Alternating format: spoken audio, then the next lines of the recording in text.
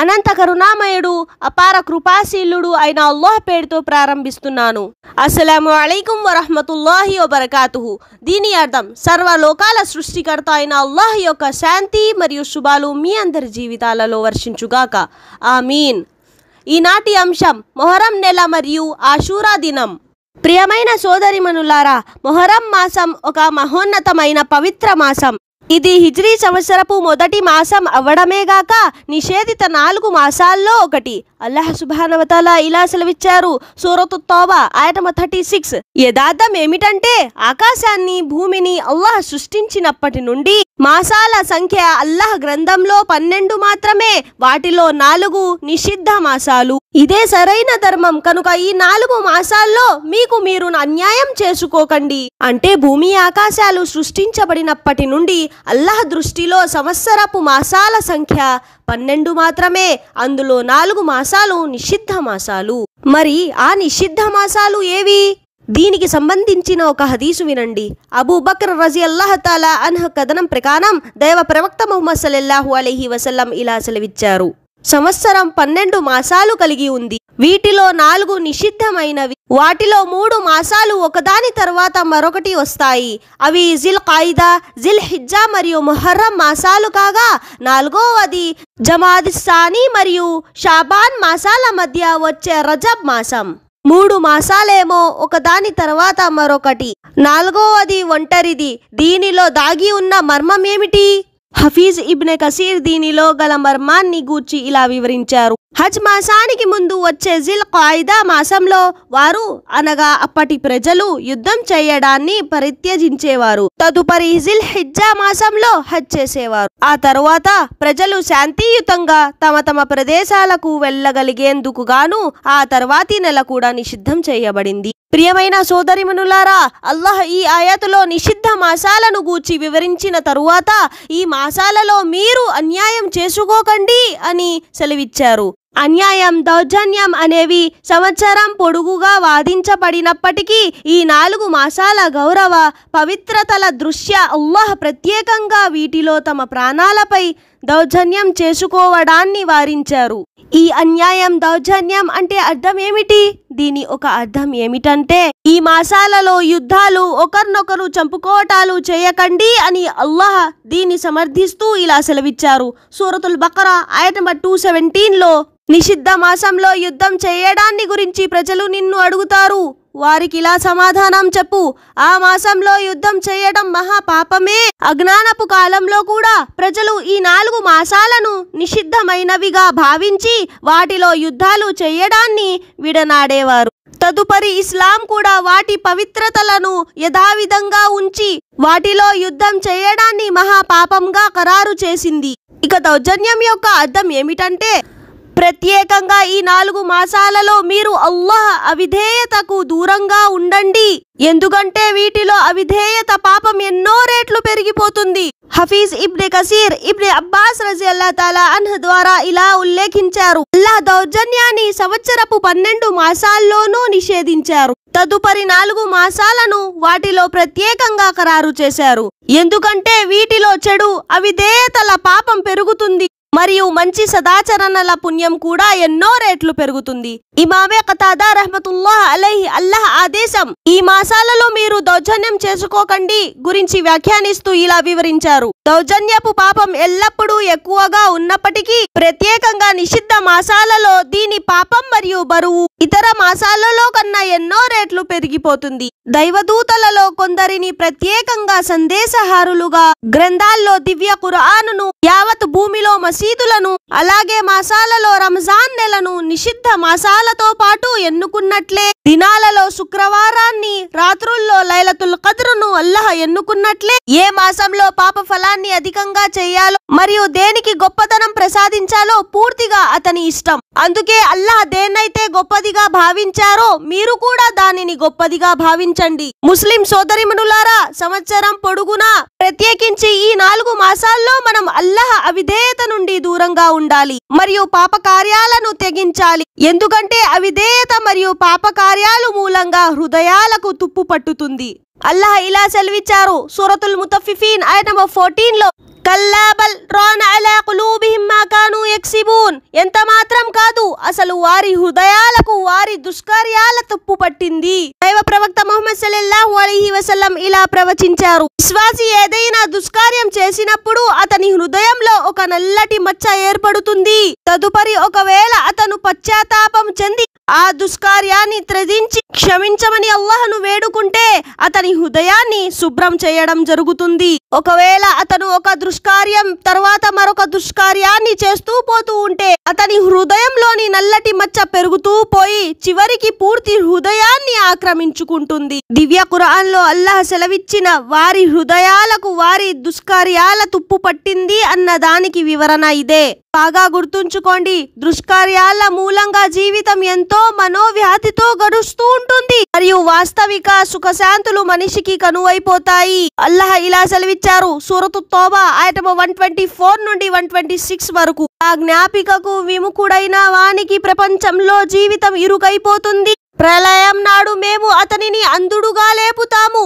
అప్పుడు అతను ప్రభు, ప్రపంచంలో నేను చూడగలవాని కదా, నన్ను ఇక్కడ అంధునిగా ఎందుకు లేపావు అని అడుగుతాడు. అల్లాహ్ ఇలా సెలవిచ్చారు: మా ఆయతులు నీ వద్దకు వచ్చినప్పుడు నీవు వాటిని విస్మరించావు, అదే విధంగా ఈనాడు నీవు విస్మరించబడుతున్నావు. అల్లాహ్ వీటి నుండి మమ్మల్ని రక్షించుగాక. దుష్కార్యాలు పాపాల మూలంగా ప్రసాదించబడ్డ అనుగ్రహాలు కూడా లాక్కోబడతాయి మరియు రాబోయే అనుగ్రహాలు కూడా ఆపివేయబడతాయి. మన తల్లిదండ్రులు ఆదం అలైహిస్సలాం మరియు హవ్వ అలైహిస్సలాం విషయంలో కూడా వారి ఒక సాధారణ తప్పు కారణంగా వారిని స్వర్గపు అనుగ్రహాల నుండి దూరం చేయడం జరిగింది. అల్లాహ్ ఇలా సెలవిచ్చారు సూరతుల్ బకరా ఆయత 35-36 లో: మేము ఆదంతో ఇలా అన్నాము, నీవు నీ భార్య ఇద్దరు కలిసి స్వర్గంలో నివసించండి. ఇక్కడ మీరు మీకు ఇష్టమైన దానిని యథేచ్ఛగా తినండి, కానీ ఈ చెట్టు దరిదాపులకు పోవద్దు. ఒకవేళ పోతే మీరు అతిక్రమణ దారులలో కలిసిపోతారు. చివరికి శైతాను వారిద్దరిని ఆ చెట్టు వైపునకు ఆకర్షించి మా ఆజ్ఞాపాలం నుండి దూరం చేశాడు. ఇలాగే దుష్కార్యాలు మూలంగా కలిగే దుష్ఫలితాలను గురించి తెలియజేస్తూ ఇలా సెలవిచ్చారు సూరతుల్ అన్ఆమ్ ఆయత 6 లో: ఏమిటి, మేము వీళ్లకు పూర్వం ఎన్ని జాతులను నాశనం చేశామో మీరు చూడలేదా? ప్రపంచంలో మీకు ప్రసాదించిన బలాన్ని మేము ఆ జాతులకు ప్రసాదించాము, వారి కోసం క్రింద కాలువలు ప్రవహింపజేశాము, కానీ వారి పాపాల మూలంగా మేము వారిని తుదముట్టించాము. వారి తర్వాత ఇతర జాతులను ప్రభవింపజేశాము. ఈ ఆయాత్ పై కాస్త దృష్టి సారించండి. అల్లాహ్ సెలవిచ్చింది ఏమిటంటే, గత అనుచర సమాజాలకు మీకన్నా ఎక్కువగా బలాధిక్యతలను ప్రసాదించి ఎన్నో విధాలుగా అనుగ్రహించడం జరిగింది. కానీ వారు కృతజ్ఞులైన కారణంగా ఆ అనుగ్రహాలన్నీ వారి నుండి లాక్కోబట్టడమే గాక వారిని నాశనం కూడా చేయడం జరిగింది. ఒకవేళ మీరు కూడా ఇప్పుడు అదే పద్ధతి అవలంబిస్తే మిమ్మల్ని నాశనం చేయడం మాకేమైనా కష్టమని అనుకుంటున్నారా అని. అందుకే మనం అల్లాహ్ ప్రసాదించిన ఎన్నో అనుగ్రహాలకు గాను ఎల్లప్పుడూ కృతజ్ఞులై ఉండాలి. దాని ఒక్కగానొక్క స్వరూపం ఏమిటంటే మనం అల్లాహకు విధేయులైన దాసులుగా మారాలి మరియు అవిధేయతకు దూరంగా ఉండాలి.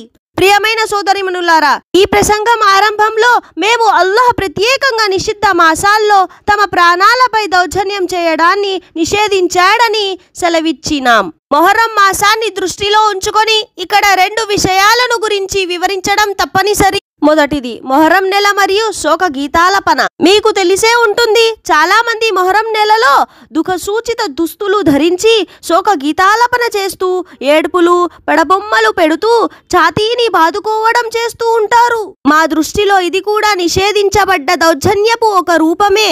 ఈ కార్యాలనుద్దేశించి దైవ ప్రవక్త ముహమ్మద్ సల్లల్లాహు అలైహి వసల్లం ఈ విధంగా సెలవిచ్చారు: అజ్ఞాన కాలం నాటి 4 ఆచరణలు ఈ అనుచర సమాజం విడనాడడానికి సిద్ధంగా ఉండదు. తమ వంశంపై గర్వపడడం, ఇతరుల వంశాన్ని తక్కువగా భావించడం, నక్షత్రాల ద్వారా అదృష్టాన్ని తెలుసుకోవడం లేదా వాటి ద్వారా వర్షాన్ని అందించడం మరియు శోక గీతాలపనలు చేయడం ఇంకా ఈ విధంగా కూడా ఉద్బోధించారు.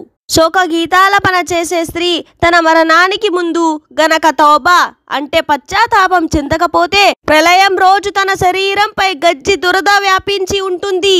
గంధకపు వస్త్రాలు ధరించి ఉన్న స్థితిలో లేపబడుతుంది.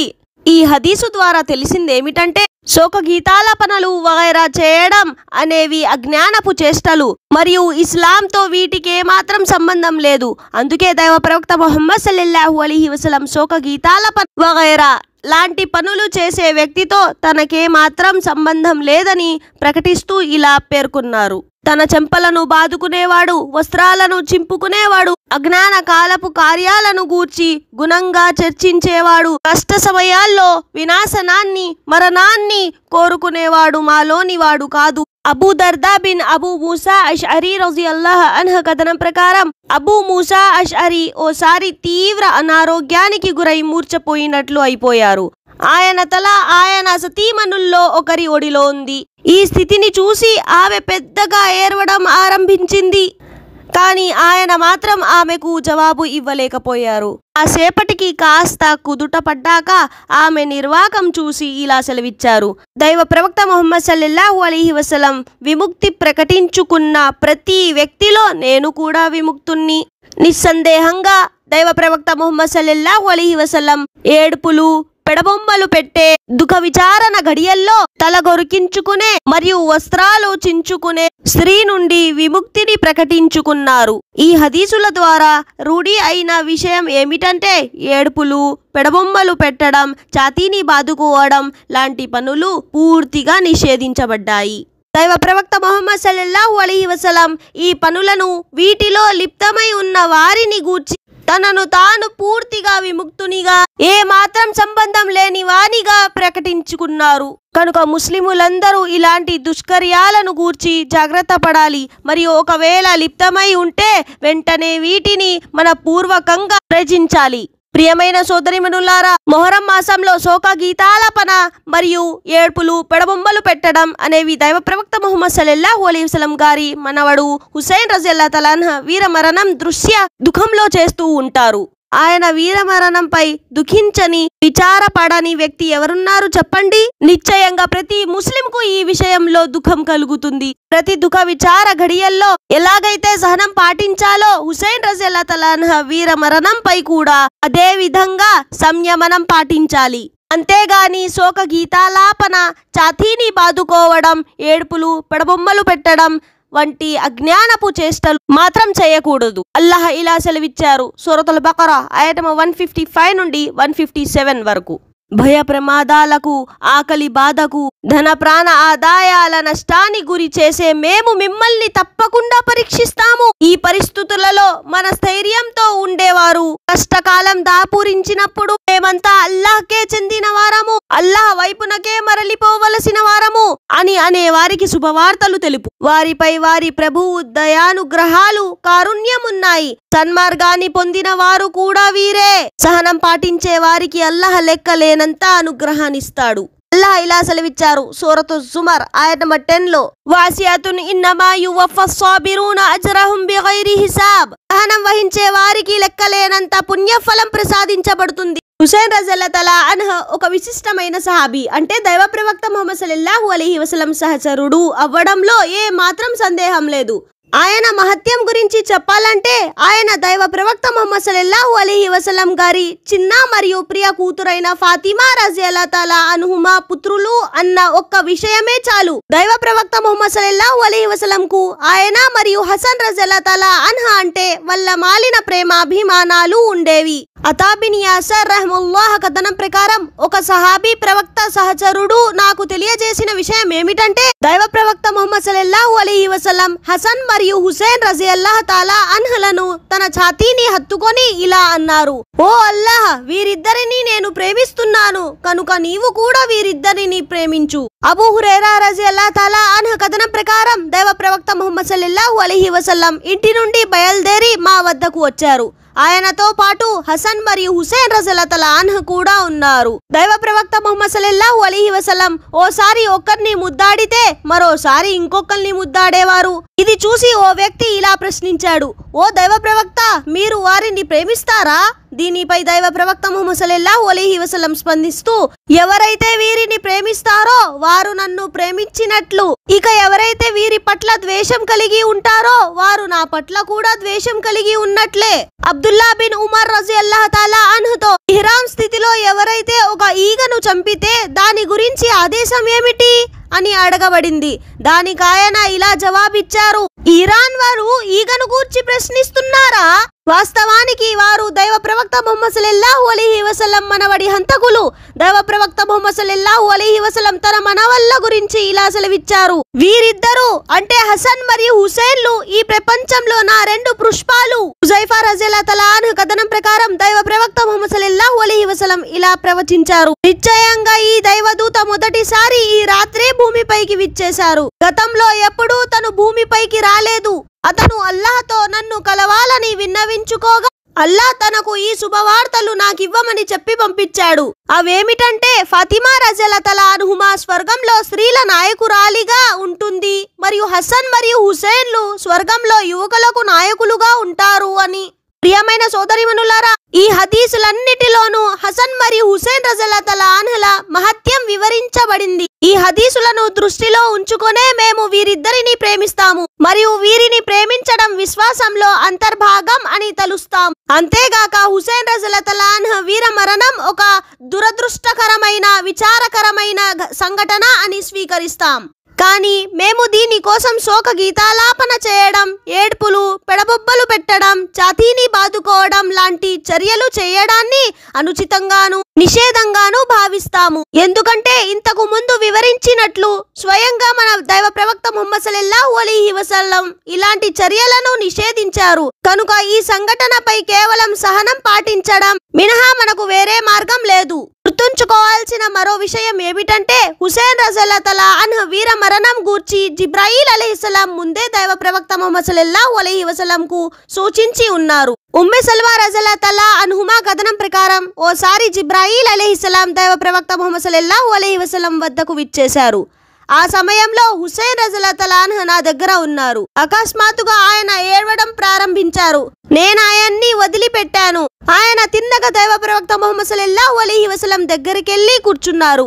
జిబ్రాయిల్ అలైహిస్సలాం దైవ ప్రవక్త ముహమ్మద్ సల్లల్లాహు అలైహి వసల్లం, ఓ ముహమ్మద్, మీరు ఇతనిని ప్రేమిస్తారా అని అడిగారు. దైవ ప్రవక్త ముహమ్మద్ సల్లల్లాహు అలైహి వసల్లం అవునని జవాబిచ్చారు. జిబ్రాయిల్ అలైహిస్సలాం మాట్లాడుతూ, నిశ్చయంగా మీ అనుచర సమాజం అతి త్వరలో ఇతన్ని హత్య చేస్తుంది. మీరు కోరుకుంటే అతను హత్య చేయబడే స్థలం యొక్క మట్టిని మీకు చూపిస్తాను. తరుపతి ఆయన దానిని చూపించారు. అదే కర్బలా అనే స్థలం. ఇప్పటి వరకు మనము మొహర్రం నెల ప్రాముఖ్యతను గురించి మరియు ఈ నెలలో చేయకూడని పనుల గురించి హసన్ మరియు హుసేన్ రజియల్లాహు తఆలా అన్హులపై దైవ ప్రవక్త ముహమ్మద్ సల్లల్లాహు అలైహి వసల్లం వారి ప్రేమను గురించి తెలుసుకున్నాము. ఈ నెలలో చేయవలసిన కార్యాలు మరియు ఆషూరా దినపు గురించి వచ్చే భాగంలో తెలుసుకుందాము ఇన్షా అల్లాహ్. ఆఖరుగా అల్లాహ్ను వేడుకునేదేమిటంటే, ఓ అల్లాహ్, మనందరినీ శోకగీతాలాపన చేయడం, ఏడ్పులు, పెడబొబ్బలు పెట్టడం, ఛాతీని బాదుకోవడం లాంటి చర్యల నుండి ఎల్లప్పుడూ రక్షించుగాక. ఆమీన్ యా రబ్బుల్ ఆలమీన్. అస్సలాము అలైకుం వరహ్మతుల్లాహి వబరకాతుహు.